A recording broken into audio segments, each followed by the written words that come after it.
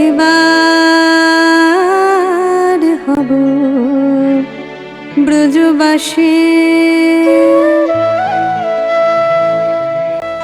আমি তোমায় নিয়ে বৃন্দাবনে এবার হব ব্রজবাসী, আমি তোমায় নিয়ে বৃন্দাবনে এবার হব ব্রজবাসী, ব্রজবাসী হব তোমায় নিয়ে আমি ব্রজবাসী হব, মাঠে মাঠে হাটে ঘাটে বাজিয়ে প্রেমের মোহনবাসী,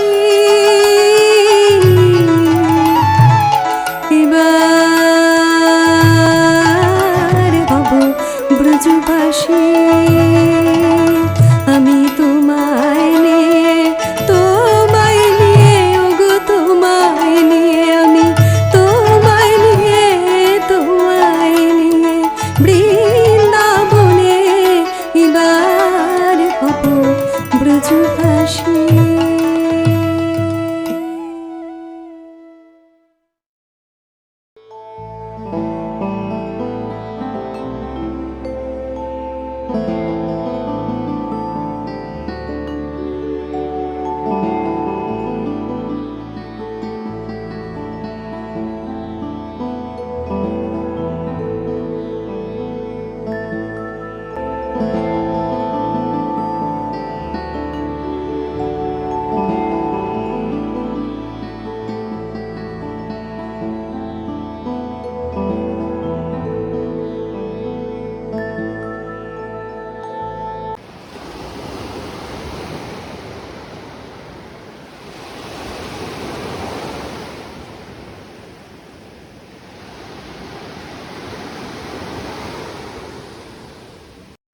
নমস্কার, গীত গোবিন্দমের একাদশতম পর্বে সকলকে জানাই স্বাগতম।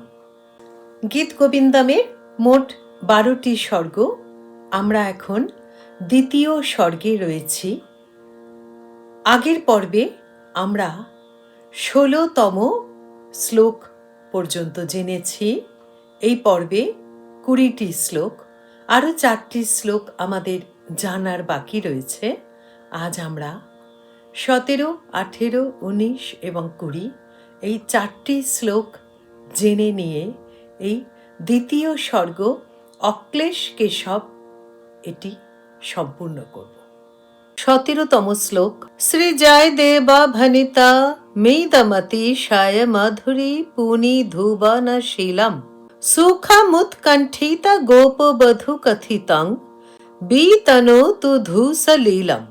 এটির বাংলা অর্থ: উৎকণ্ঠিতা গোপবধূর কণ্ঠে মধুরীপুর এই বিলাস আবেশ গীতি যা বর্ণনা করলেন জয়দেব কবি, ভক্তদের হৃদয়ে তা বিস্তার করুক অনায়াস সুখের সুমধুর লীলা।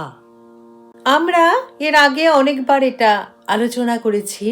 এখানে মর্ত প্রেমের মধ্যে দিয়েই অমর্ত প্রেমের সঙ্গে সাক্ষাৎ ঘটেছে।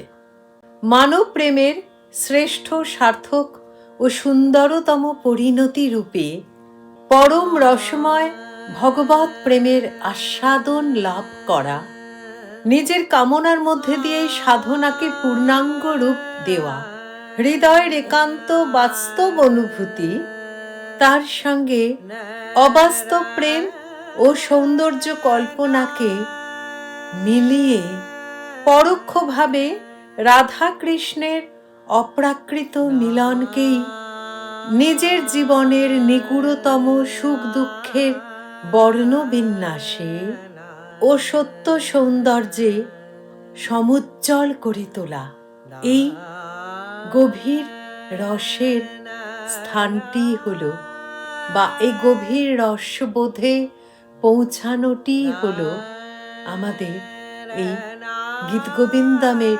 শ্লোকগুলি জানা উদ্দেশ্য। আগের পর্বে আমরা দেখেছি রতি সুখ বা রতিক্রিয়ার পুঙ্খানুপুঙ্খ বিবরণ। আজ এই 17তম শ্লোকে আমরা দেখলাম কবি জয়দেব সরাসরি বলছেন মধুরিপুর এই বিলাস আবেশ গীতি যা তিনি বর্ণনা করলেন ভক্তদের হৃদয়ে তা বিস্তার করুক অনায়াস সুখের লীলা। আগের পর্বে আমরা এটাও আলোচনা করেছি যে প্রতিটি জীবই আমরা আনন্দের দিকে ধাবমান, কারণ আনন্দই আমাদের উৎস। অমৃতস্য পুত্রঃ, অমৃত থেকেই আমরা এসেছি, তাই সবসময় আমরা আনন্দের দিকেই ধাবিত হই। এখানেও ঠিক সেটিই আমরা এই শ্লোকটির মধ্যে পেলাম, যে রতি সুখ, যে রতিক্রিয়ার বর্ণনা আমরা ঠিক আগের পর্বটিতে সবিস্তারে পেয়েছি, তা যেন আমার মধ্যেও এক ঐশ্বরিক সুখের সঞ্চার করে বা ঐশ্বরিক আনন্দের সাগরে আমাকে নিয়ে যায় থ্রু এই পার্থিব দেহ।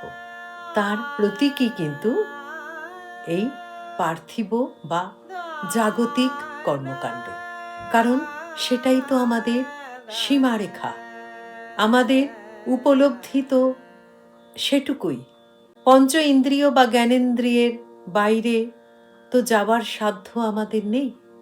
পরবর্তী শ্লোক 18 শ্লোক। হস্তস্ত্রস্ত বিলাস বংশমা নৃজু ভ্রুবল্লী মদ্বল্লভী বৃন্দোৎসারী দৃগন্ত বিক্ষিত মতি স্বেদার্ধ গণ্ডস্থলম মামুদ্বিক্ষ্য বিলক্ষিত স্মিত সুধা মুগ্ধাননং কাননে গোবিন্দং ব্রজ সুন্দরী গণবৃতং পশ্যামি হৃষ্যামি চ। বাংলা অনুবাদ। আমি জানি সখী, যতই কেন গোপবধূরা প্রেম কটাক্ষে বিদ্ধ করুক মাধবকে, মাধবের আঁখি আছে আমাতে বাঁধা।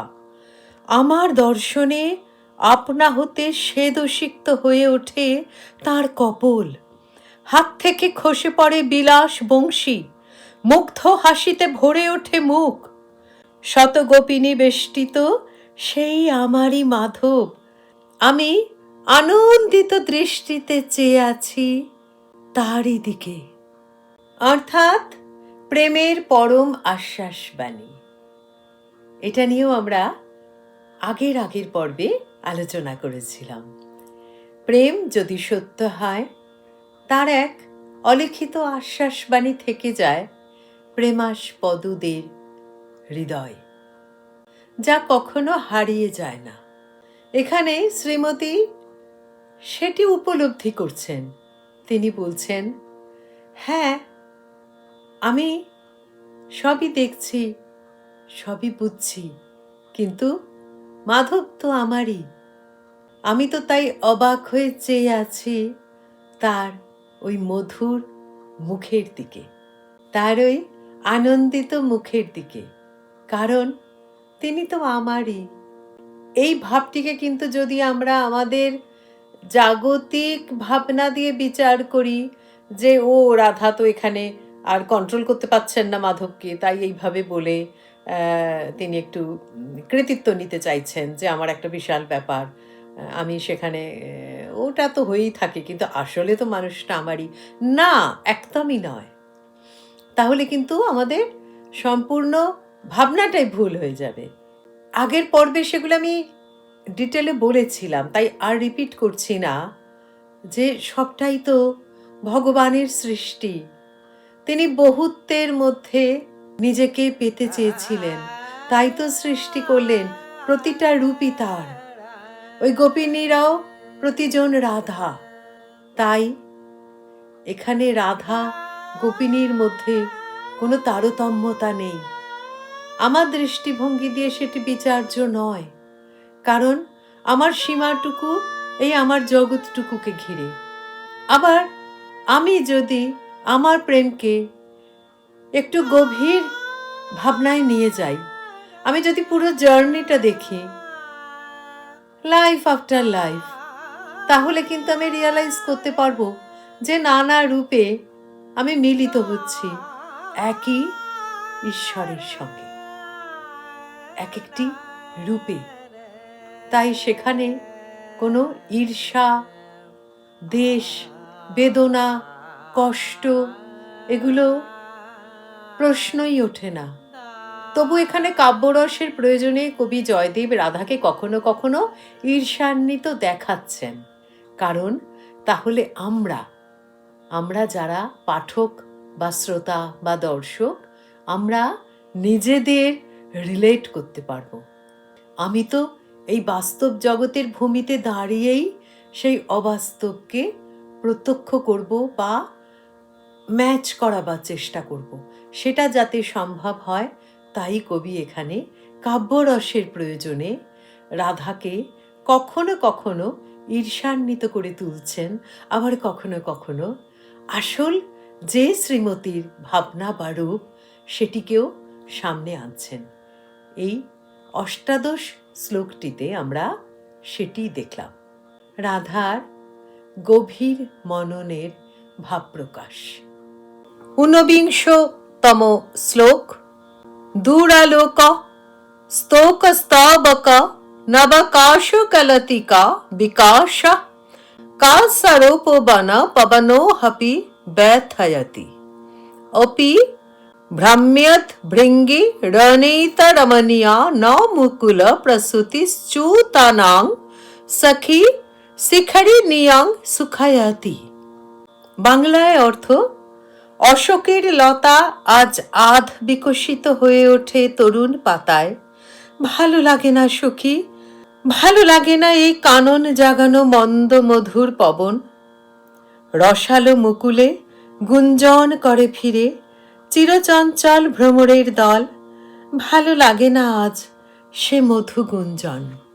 আবার আমরা দেখছি রাধার ব্যথাতুরা রূপ।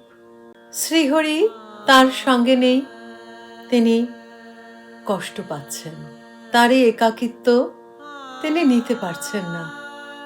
বসন্তের এই মন্দমধুর হাওয়া, কোনো কিছু তার ভালো লাগছে না, কারণ সবকিছুই পরিপূর্ণতা পায় যখন সঙ্গে সাথী থাকে। এখানে আজ শ্রীহরি রাসোল্লাসে মত্ত অপর গোপনারীদের সঙ্গে, তাই আবার রাধা ব্যথাতুরা হয়ে পড়লেন। সেটি আমরা পেলাম এই শ্লোকটির বর্ণনায়। দ্বিতীয় স্বর্গ অক্লেশ কেশবের শেষ 20তম শ্লোক। সাকুত স্মেত মাকুলাকুল গলদ্ধর মিল্লা মুল্লাসিতা ভ্রূবল্লী কমলী কদর্শিতা ভুজা মূলার্ধা দৃষ্ট স্থানম গোপীনাং নিভৃতং নিরীক্ষ্য গমিত কাঙ্ক্ষশ্চিরং চিন্তয়ন্নন্তর মুগ্ধ মনোহরং হরতু বহ ক্লেশং নবঃ কেশবা। যতই কেন গোপীরা হাসিতে হোক উচ্ছল, যতই কেন প্রেম কটাক্ষে তারা হোক উল্লসিত, শিথিল কেশপাশ বাঁধবার ছলে ঊর্ধ্বে তুলে বাহু, যতই কেন তারা দেখাক না অর্ধপ্রকাশিত স্তনমূল, আমি জানি সখী মাধবের অন্তরে অপ্রতিদ্বন্দ্বী হয়ে আছে এই প্রেমবিধুরা রাধা। সেই আমার মনোহর নবকেশব দূর করুক নিখিলের ক্লেশভার। গোপিনীদের প্রতি ঈর্ষান্বিত শ্রী রাধা, আরে যতই ওরা হাসুক, হাসিতে গলে পড়ুক, উচ্ছ্বলিত হয়ে উঠুক আমার মাধবের সঙ্গে, মাধব তো আমারই। চুল বাঁধবার ছলে তারা তাদের দুটি বাহু তুলে আমার মাধবকে প্রলুব্ধ করতে চাইছে। কিভাবে? তাদের ওই অর্ধপ্রকাশিত স্তনবৃন্ত দেখিয়ে। কিচ্ছু লাভ নেই, কিচ্ছু করতে পারবে না ওরা। কারণ কারণ মাধব আমার, মাধব আমার। সেখানে আমি অপ্রতিদ্বন্দ্বী, আমার বসতি সেখানে তার হৃদয় জুড়ে। আমার সে মনোহর নবকেশব এই নিখিলের যত দুঃখ ক্লেশ সব কিছু দূর করুক। তিনি তো অক্লেশ কেশব আমার। ভগবত উপাসনার দুইটি দিক, একটি ঐশ্বর্যের, একটি মাধুর্যের। কবি জয়দেব প্রথম জীবনে বিধি মার্গের অর্থাৎ ঐশ্বর্যের উপাসক ছিলেন। সেই ভাব থেকে সাধনার ক্রমবিকাশের সাথে সাথে তিনি মাধুর্যের ব্রজকুঞ্জে প্রবেশ করেছিলেন। মানুষের জীবনও তাই, এই ঐশ্বর্য থেকে আরম্ভ করে ক্রম পরিপুষ্টির মধ্য দিয়ে যেতে যেতে মাধুর্যের উৎকর্ষ যেটা, সেই রস পরিপুষ্টি, সেই অনুভূতি প্রত্যক্ষ করতে পারলেই কিন্তু সত্যের বিকাশ ঘটে, পরম সত্যের বিকাশ ঘটে। গীতগোবিন্দমের শুরুতে যখন আমরা দশাবতার রূপ নিয়ে জেনেছি, সেই শ্লোকগুলির মধ্যে দিয়ে কিন্তু এই ঐশ্বর্য রূপই প্রকাশিত হয়েছে। শ্রীকৃষ্ণকে এখানে সর্ব অবতারের কেন্দ্র রূপে বর্ণনা করা হয়েছে। দশাকৃতি কৃতে কৃষ্ণায় তুভ্যায় নমঃ, কবি বলেছেন, সেই শ্লোক আমরা পাঠ করেছি। এই 10টি অবতার 10টি রসের অধিষ্ঠাতা, আর সর্ব অবতারের অবতরী শ্রীকৃষ্ণ। তিনি সকল রসের আদি বা আদি রসের আকর। মধুর রস বা আদি রস সকল রসের শ্রেষ্ঠ, আর শ্রীকৃষ্ণ তারই মূর্তিমান বিগ্রহ। আমরা মৎস্য অবতারে বিভৎস রস, কুর্ম অবতারে অদ্ভুত রস, বরাহ অবতারে ভয়ানক রস, নৃসিংহ অবতারে বাৎসল্য রস, আমরা বামন অবতারে সখ্য রস, পরশুরাম অবতারে রৌদ্র রস, শ্রীরাম অবতারে করুণ রস, বলরাম অবতারে হাস্যরস, বুদ্ধ অবতারে শান্ত রস এবং কল্কি অবতারে বীর রস। এই সবকটি রসের অধিষ্ঠাত্রী রূপে কিন্তু শ্রীকৃষ্ণই বর্ণিত হয়েছেন নানা রূপে। এমনকি শ্রীমদ্ ভাগবতের 10ম স্কন্ধে মল্লানা মাশনি এই শ্লোকটিতেও এই 10টি রসের অধিষ্ঠাত্রিত্ব শ্রীকৃষ্ণকেই দেওয়া হয়েছে। কবি জয়দেব তার দাম্পত্য প্রেমের মধ্যে দিয়েই কিন্তু ভগবত প্রেমের সন্ধান করেছিলেন। পদ্মাবতীর প্রেমই তাকে অপ্রাকৃত প্রেমের আস্বাদ দিয়েছিল। আবার পদ্মাবতীর পতিপ্রেমও এত গাঢ়, এত নিষ্ঠা, এত গভীর, এত ভালোবাসা, সেখানে এত ত্যাগ, যে ভগবান তাকে জয়দেব রূপে দর্শন দিয়ে তার নারীত্বের সাধনাকে সম্পূর্ণ করার সুযোগ দিয়েছিলেন।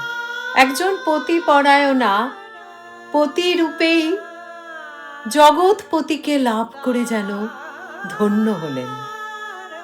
কবির জীবনের এই সাধনার গল্প বা অংশ সবাই জানল বলেই কিন্তু আজও তিনি পূজিত হন।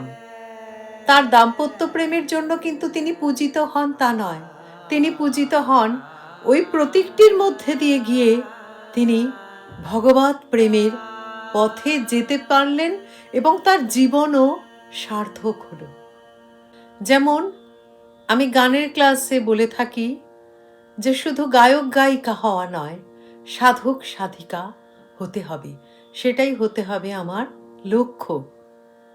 গায়ক বা গায়িকা সুরে ভাসে, আর সাধক বা সাধিকা সেই একই গানে সুরের সঙ্গে ভাবেও ভাসেন। তাই এই দ্বিতীয়টি হতে হবে আমাদের লক্ষ্য।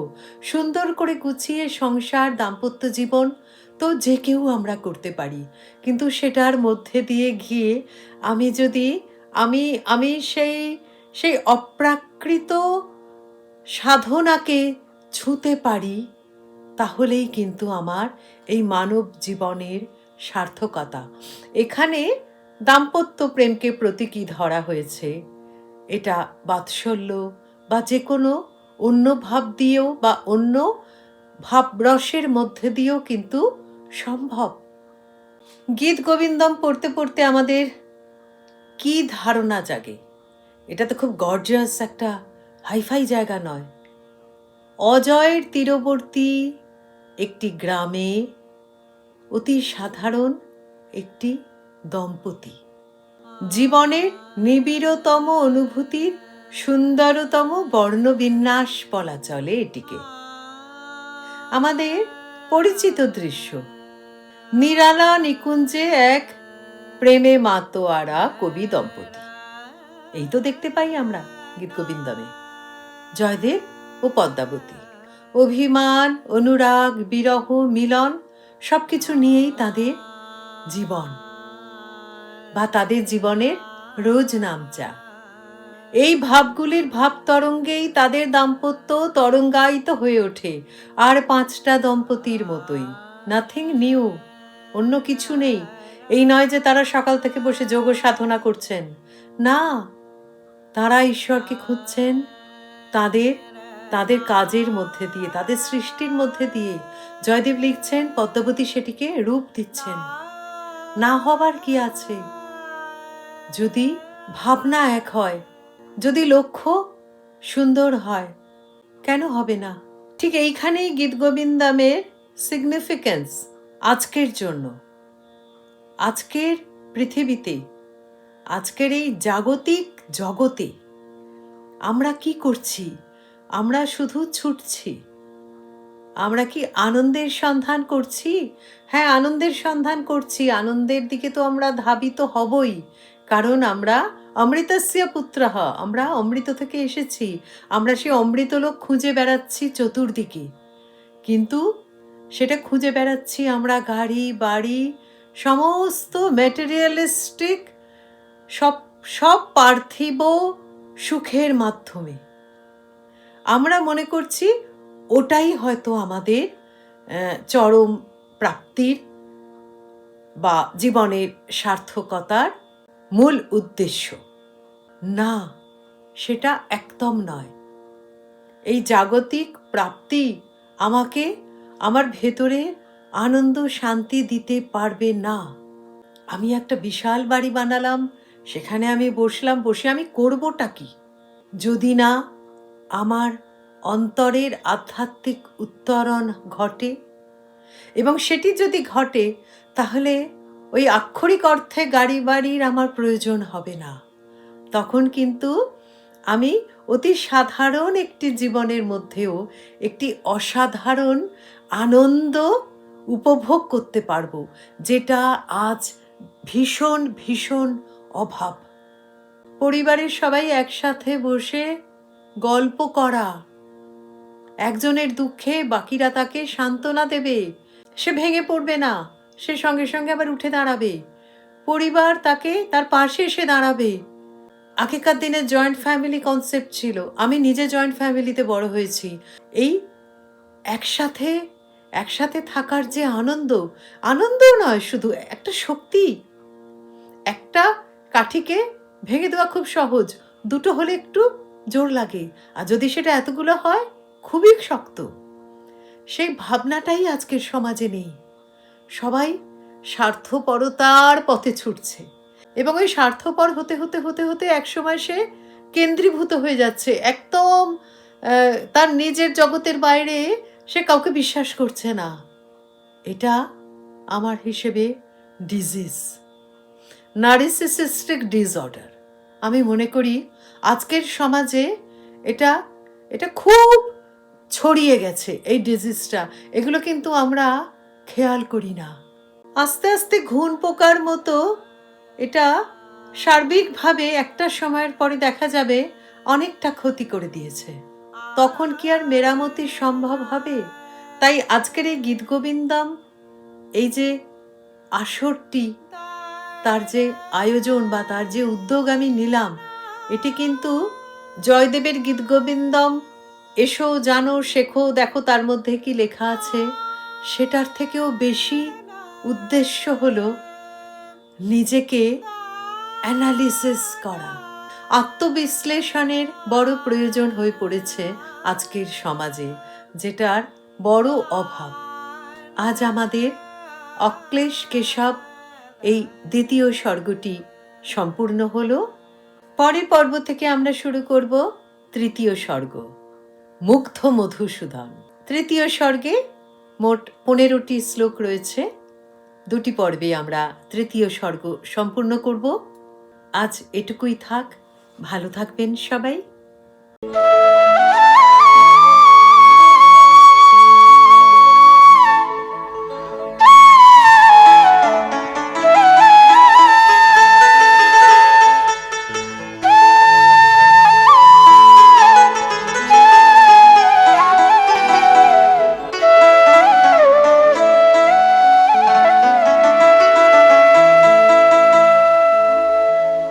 আমি তোমায় নিয়ে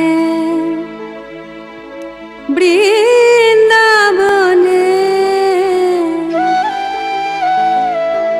এবার হব ব্রজবাসী। আমি তোমায় নিয়ে বৃন্দাবনে এবার হব ব্রজবাসী। আমি তোমায় নিয়ে বৃন্দাবনে এবার হব ব্রজবাসী। ব্রজবাসী হব তোমায় নিয়ে আমি ব্রজবাসী হব। মাঠে মাঠে হাটে ঘাটে বাজিয়ে প্রেমের মোহনবাসী। এবার হব ব্রজবাসী। আমি তোমায় নিয়ে ওগো তোমায় নিয়ে, আমি তোমায় নিয়ে বৃন্দাবনে এবার হব ব্রজবাসী।